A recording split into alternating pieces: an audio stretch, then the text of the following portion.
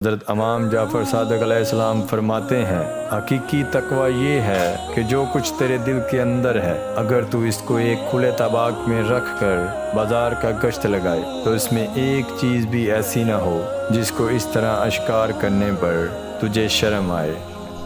جب ذکر قلب میں جگہ پکڑ جاتا ہے تو بندے کا اللہ پاک کو یاد رکھنا دائمی بن جاتا ہے، اگرچہ زبان بند رہے۔ حضرت امام مالک علیہ السلام فرماتے ہیں، لوگوں کے پاس اپنی ضرورتیں بہت کم لے کر جاؤ، کیونکہ اس میں ذلت اور رسوائی ہے۔ مجھے اس شخص پر تعجب ہے کہ جو لوگوں کی عیب جوئی میں مشغول ہے اور اپنے عیوب سے غافل ہے۔ کوشش یہی کرنی چاہیے کہ اپنی بات جواب میں بیان کرو، یعنی تمہاری طرف سے ابتدا نہ ہو۔ نہ کسی کی محبت میں جلدی کرو، نہ ہی عداوت اور نفرت میں عجلت سے کام لو۔ دولت حاصل کرو مگر یہ تمہارے ہاتھ میں رہے، دل پر قبضہ نہ کرنے پائے۔ مومن کو گناہ یوں نظر آتے ہیں کہ کوئی ایک پہاڑ آہستہ آہستہ نیچے آ رہا ہے جو اسے پیس کر رکھ دے گا۔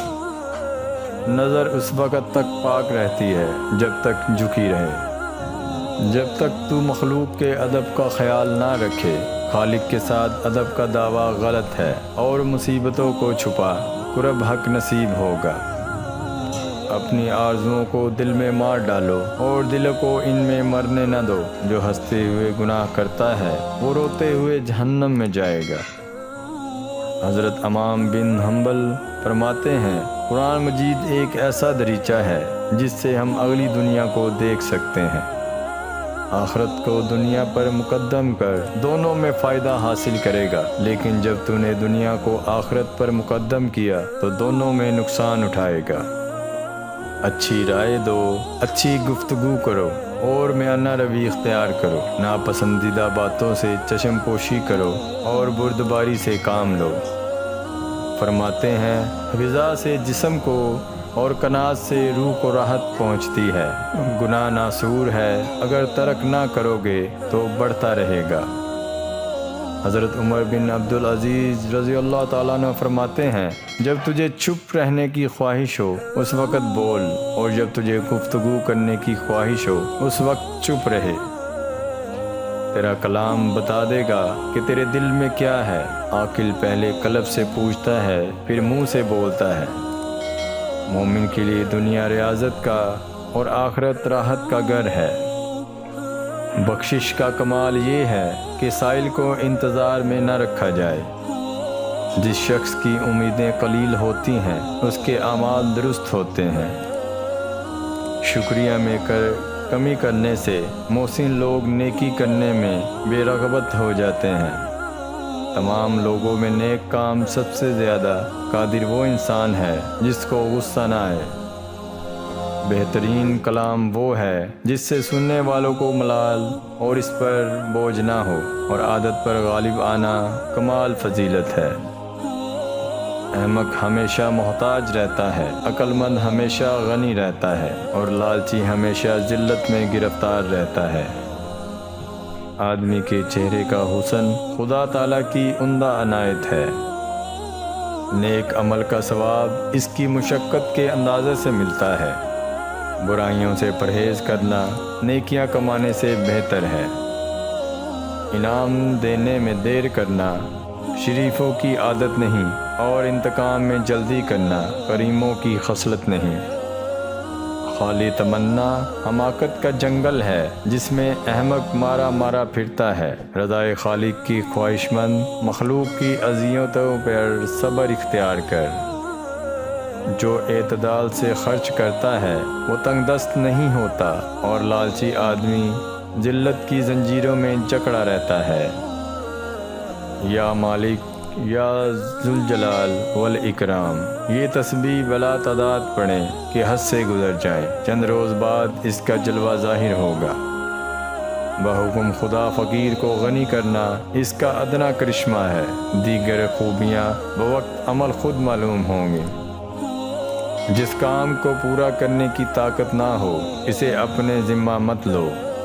جس چیز کو نہ تم سمجھ سکتے ہو اور نہ حاصل کر سکتے ہو، اس کے در پہ کیوں ہوتے ہو؟ جب تم جان لو کہ تم حق پر ہو تو پھر نہ جان کی پرواہ کرو نہ مال کی۔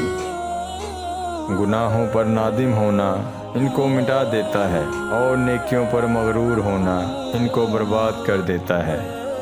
اگرچہ کوئی قدر شناس نہ ملے مگر تو اپنی نیکی کو بند نہ کر۔ تمہاری عمر برابر گھٹتی جا رہی ہے، جو کچھ تمہارے ہاتھ میں ہے اس سے کسی کی مدد کر جا۔ پیسے یا غریبی نیکی کے راستے میں نہ معاون ہے اور نہ رکاوٹ ہے۔ نیکی مالی حالت سے آزاد ہے۔ اللہ کی پہچان اللہ کی ہدایت سے ہوتی ہے، لہٰذا تم اللہ کی ہی پہچان کرو۔ بہترین سکون یہ ہے کہ خدا کی اطاعت پر خوش رہو، اور عظمت اور بزرگی کا بہترین ذریعہ سخاوت اور نیک عمل ہے۔ جو شخص تمہاری نگاہوں سے تمہاری ضرورت کو سمجھ نہیں سکتا، اسے کچھ کہہ کر خود کو شرمندہ نہ کرو۔ معلوم پر فخر کرنا جہالت ہے اور نامعلوم کا احساس کرنا علم ہے۔ باطن کے شعور کا مطلب یہ ہے کہ وجود اور وجود کی اہمیت کو دریافت کیا جائے۔ جو اہل باطن ہوتے ہیں وہ یہ کہتے ہیں کہ ہر چیز اللہ کی مرضی کے مطابق ہو رہی ہے۔ جب فیصلہ اللہ کی منظوری پر ہے تو نامنظوری بھی منظور ہے۔ آپ تقاضا چھوڑ دیں، شکایت کرنا بند کر دیں، آپ کی زندگی آسان ہو جائے گی۔ ضرورتیں کم کرو گے تو راحت پاؤ گے۔ آزمائش شرط ہے جس سے بندگان حق نوازے جاتے ہیں۔ ہمارا دین سراپا ادب ہے، جو اس کو ملحوظ نہ رکھے وہ بد نصیب ہے۔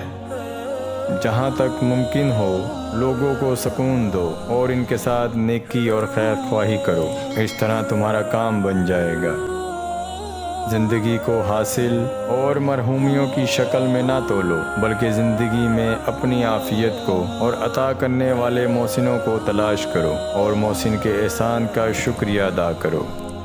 اگر چاہتے ہو کہ اللہ پاک تمہارا دل روشن فرما دے تو غیر ضروری گفتگو سے بچو، گناہوں سے دور رہو اور کوئی نہ کوئی ایسا عمل خیر ضرور کیا کرو کہ جس کا علم اللہ پاک کے علاوہ کسی کو نہ ہو۔ یہ دونوں عمل ایک دوسرے سے کتنے دور ہیں۔ ایک وہ عمل جس کی لذت آ کر چلی جائے مگر اس کا وبال باقی رہے، دوسرا وہ عمل جس کی شفقت یاد بھی نہ رہے مگر اس کا اجر باقی رہے۔ دولت کا بہترین مصرف یہ ہے کہ اسے عزت اور آبرو کو برقرار رکھ۔ اپنے کام کے صلے کی واجب سے زیادہ امید نہ رکھو۔